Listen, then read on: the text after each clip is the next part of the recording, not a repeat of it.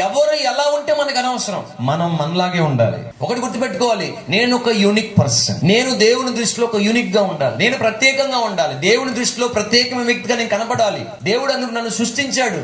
దేవుడు నన్ను అందుకు తయారు చేశాడు. వస్తాయి పోరాటాలు, వస్తాయి, శత్రువులు ఎదురవుతారు. శత్రువు అంటే మనకి ఎవరో కత్తి పట్టుకుని వెనకాల తరమరు మనల్ని. 8th క్లాస్ లో నుంచి 9th క్లాస్ కి వచ్చేసరికి ఎవరో ఒక యవనస్తులు వాళ్ళ క్లాస్మేట్ కనపడుతుంది. 6th class 7th class ఏమనిపించలే. 8th class కి వచ్చేసరికి అలా కూర్చుని క్లాస్ రూమ్ లో కూర్చుని అట్లా చూస్తూ ఉంటాడు. క్లాస్ వైపు ఒక యవనస్తురాలు కనపడుతుంది స్కూల్లో. అరే ఈమె భలే ఉంది, ఈమెతో ఫ్రెండ్షిప్ చేస్తే బాగున్నాయి, ఈమెతో మాట్లాడితే బాగున్నాయి, నెంబర్ తీసుకుంటే బాగున్నాయి, నెంబర్ ఉందో లేదో.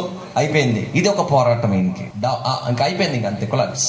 ఇది ఒక పోరాటం. సో రకరకాల పోరాటాలు. అప్పటి వరకు మందిరంలో నమ్మకంగా పరిచయం చేస్తూ పనిచేస్తున్న, ఇంట్రెస్ట్ గా పనిచేస్తూ పరిచయం చేస్తూ దేవుని కోసం ముందుకేస్తున్న తమ్ముడు ఒక్కసారిగా ఈ పోరాటం వల్ల ఏమైపోతాడు? డౌన్ అయిపోయింది.